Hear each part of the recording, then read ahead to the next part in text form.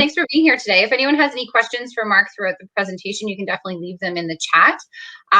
So maybe you could talk a little bit about, maybe I can have I'll ask you a couple questions. So, if I'm an entrepreneur and I'm, listening to your presentation today, what are we going to take away from it?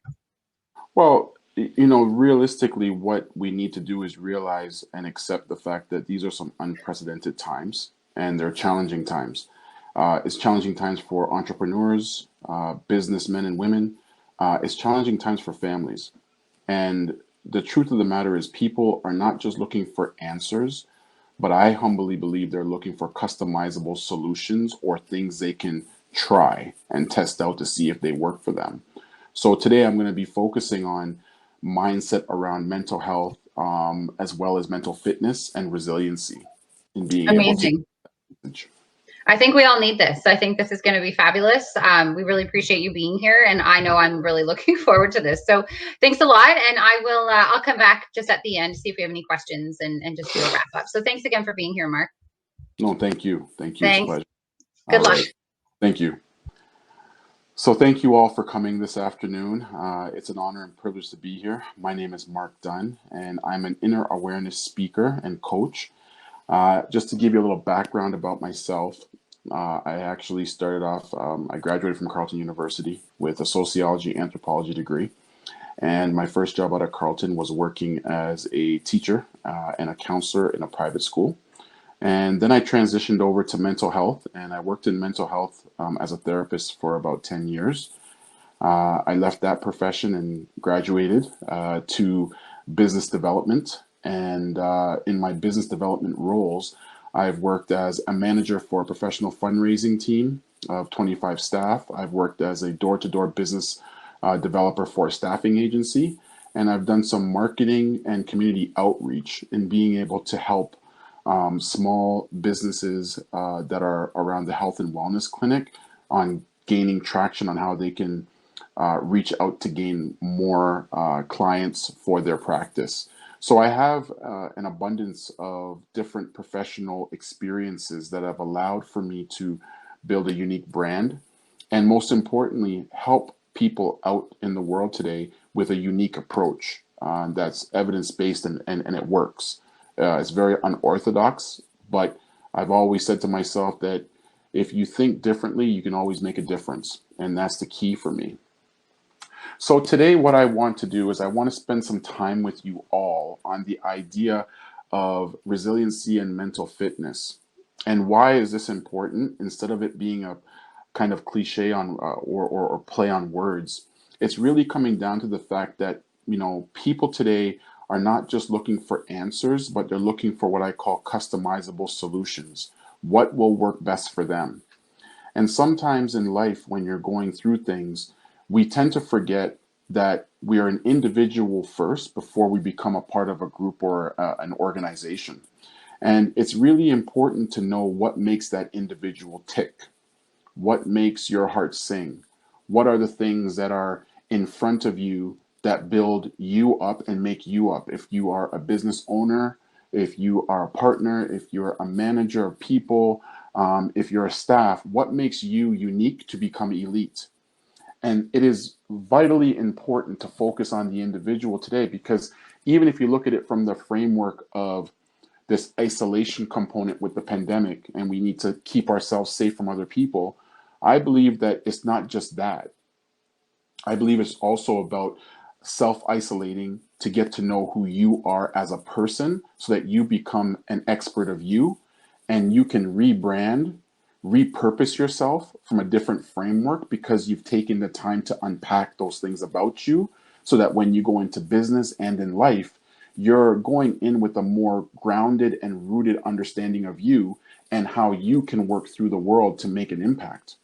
So this is going to start off with the idea of resiliency first, because I do believe resiliency is something that we all need and we all know about, but few of us activate it, and the majority of us can turn it on and off, and we're not sure why.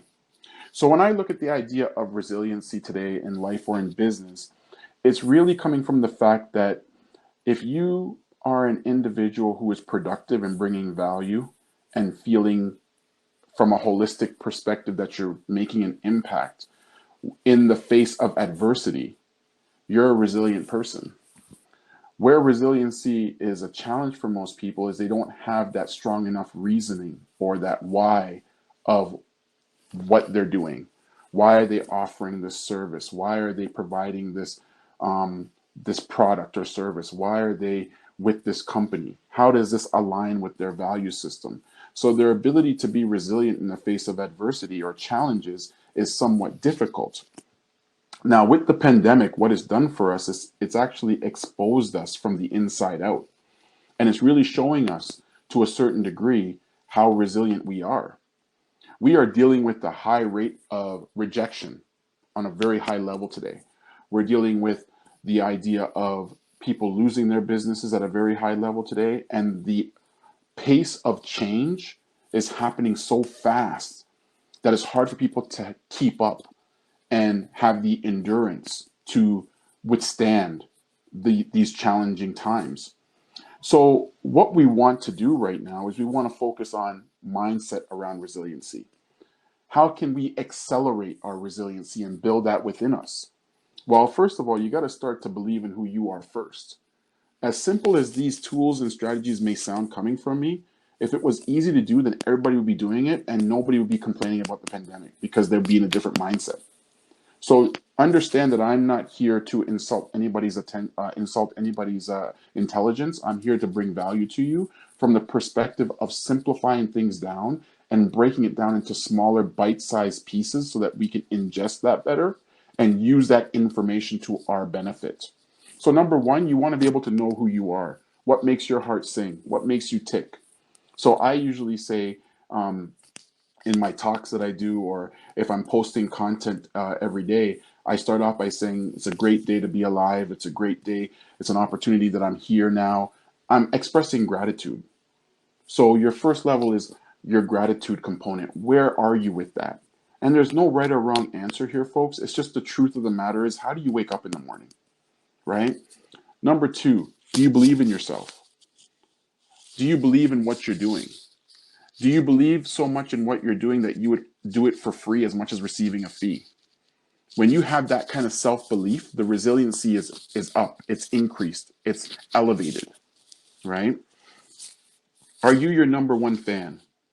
Do you bring yourself to a point where when you look in the mirror every day, that's the person that you answer to, and that's the person who is the best at what he or she does? It's not competition with someone else. You're only competing with the reflection you see in the mirror every day to bring value to your company, to your staff, and to your community. Another component is being resourceful when it comes to resiliency. How resourceful are you? What do you need in order to help you build in the resiliency and then keep that momentum going? What type of information do you need? What type of technology do you need? What type of approach do you need to help you stay moving forward in your process of being resilient in the face of adversity? Another component I have here is called ABT, always be testing, trying new things. This is an opportunity time to try different things to see what sticks, what doesn't stick, what works, what does work. How can this increase my brand awareness? How can this increase our product output? How can this increase our ability to bring value to the consumer or customer, right? So always be testing different things from your competitors. Think outside the box, and resiliency will allow for you to have the confidence to be competent to actually do that. And the last point that I like to add about resiliency is building community. I think in these challenging times, what's really important is we've become virtual now. But as we've become virtual, most people are forgetting the fact that becoming virtual means to build relationship that is not based on taking things from people, but building community of people with you. Because when you can build a community of people with you and you can bring them along the journey with you, you don't know within your community who knows who that might see value in what you have to offer and you giving that back in return. Becoming a virtual community allows for you to build in the right people that you need around you to keep your morale high, to keep you moving forward, to keep you motivated, and to keep you continuously being productive, because that's going to spill over in those that you influence. If it's your customer, consumer, staff, business partners, board of directors, as long as you are being that elite individual, it's going to spill off and ooze off of you and spill into others. Because remember, people today are gravitating to what they see, what they hear, and then they're formulating ideas in their head. If you're giving them that split second or moment of being a positive person in a place where most people today are a glass half empty and you're half full, people are going to wonder what's going on with this individual here. Who do they work for? What are they all about? They're going to want to ask questions because it's not normal, even though it's a part of the new norm. So this is a strategy, and these points that I'm giving you on resiliency are strategies that you can try out and test over a 2 to 3 month period to see how they work for you. And then you make that decision how you want to pivot, adjust accordingly, and then try again and build in those best practices, right? So when we look at the idea of mental fitness now, it is in conjunction with resiliency, but it's in combination of that having what I call courage, exercising faith, having determination, having a willingness to adjust to change, and then taking in the idea of how important it is that you are going to be tested in this new time and new era of doing business and in how you work with people from the perspective of a human perspective, a human connection perspective, a holistic perspective. Because we are no longer in a mindset or in a place where we can do what we used to do before the pandemic. We have to shift now. And there are going to be people who are going to understand how to shift, and there are those who are waiting for something or someone to go back to normal, and there are those who won't even shift at all. And the truth of the matter is, we are in this time of opportunity to shift because it's going to test us out in our ability to be mentally strong to adjust. An adjustment requires you to be someone who has endurance so that you can endure. You can maintain a pace like a marathon runner that allows for you to keep your head above water in these challenging times. What makes your brand different? What makes your business approach different? What makes your daily approach to yourself different when you go to work every day? What's that going to do for your organization? When in these challenging times, most people are negative and pulled down and they're sad and they're unsure, but you bring that certainty. See, the personal leadership component is where we're at today. The personal leader is where we need to build in because you are the person that's going to be the evidence to allow the results of what you do to speak for you, to bring more people in, to bring in customers in. When you're doing, let's say if you're doing social media to build in brand awareness, your mental fitness will show through your brand awareness because you're probably going to promote something that is not about getting in return, but you're giving back. You're giving. You're serving, you're offering. This is the goal here with mental fitness. It puts you in a mindset that is beyond yourself. Mental fitness and mental strength is less about your ego and more about your character. So imagine with me for a moment then. You are on this path and you're walking down this path, and the goal is ahead of you. So your target or your goal is ahead of you. But on each side of the path that you're going down, you have, let's just say, individuals who are pointing these arrows at you of your business sucks. You're not going to make it. Why are you wasting your time? Close the business. Give up on that. Just quit. Life is hard. It can't be done. So now you have these arrows coming at you, but you see the goal. How much resiliency mixed with mental toughness do you have to even crawl in the dirt to get there? Because I'll tell you now, There's more people out there today with a mindset that is based upon the loudness of what is negative than what is positive. People are desperate, but they're using their desperation and energy in the wrong way. And you have to look at the idea of what I'm painting here, the picture. The goal is ahead of you. Are you going to give up and throw in the towel, or are you going to keep on going and see what relationships you build along the way? Who might stretch out that hand to help you, to pull you up, to help you get to your goal? What's going to happen if you keep on keeping on? Yes, that is uncertain, but I'd rather you push on than give up and hold back. So mental fitness is also a part of being flexible. When you look at your mindset and mental fitness, it has to be a flexibility, a give and take. So how can you develop mental fitness? Well, number one, you have to look at the fact that your mind is very sensitive, but it's very much a strong muscle and organ, and probably the number one strong muscle and organ in our body. And you have to protect yourself from the neck up. So that's number one. Be accountable to protecting this mindset. Filter out, number two, filter out what is not required or needed.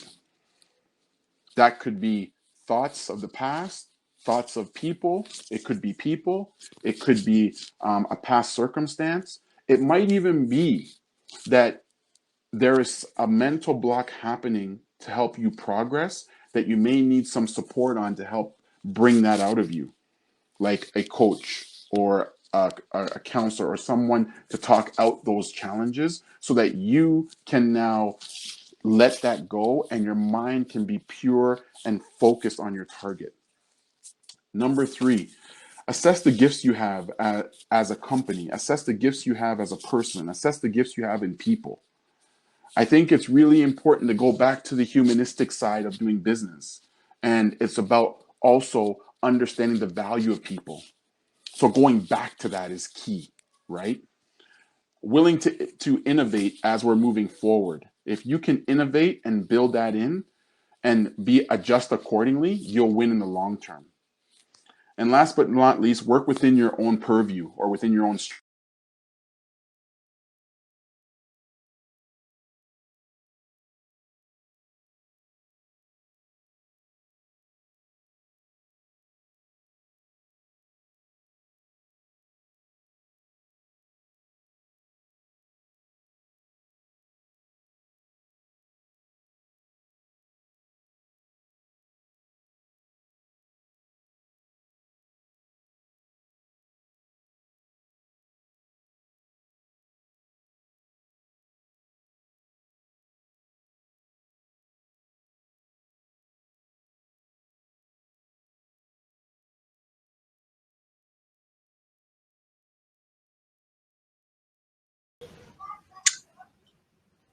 Hi, everyone. I think we lost Mark at the very end of his presentation.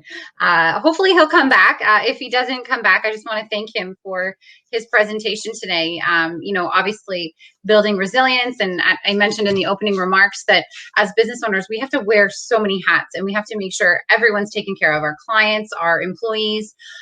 So we have been very hard hit with, all the things that have come upon us that aren't, it's hard enough just dealing with regular day-to-day operations of a business, let alone having to pivot and change maybe the way your business is structured, change the strategy, change your product line, getting shipments in, everything's back ordered, dealing with new hires that are virtual. It's a lot. It's business owners have had to deal with a lot, which is, I'm very excited about our panel at 3:30.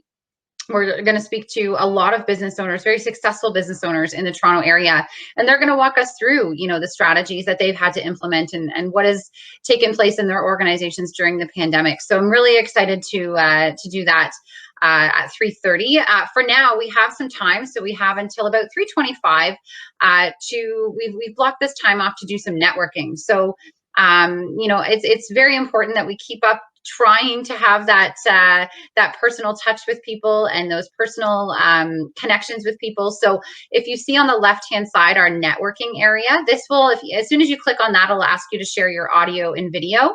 once you do that, you'll be connected with the next person that's available on the platform for networking. So you can have 30-second discussions, you can have 3-minute discussions. Let them know who you are, what your business. Hey, Mark, I was just going through Hi, our. sorry about that. We can finish up. That's Yeah. okay. So I was just letting them know the networking area will be open now for making connections. And it's super important for us to get these kind of dialogue happening, meeting other people. We haven't been able to do that. So this platform allows us the opportunity to do that. So very excited to meet all of you. I know I'll be using the networking area. Mark, I don't know if you'll kind of jump in just to make some connections.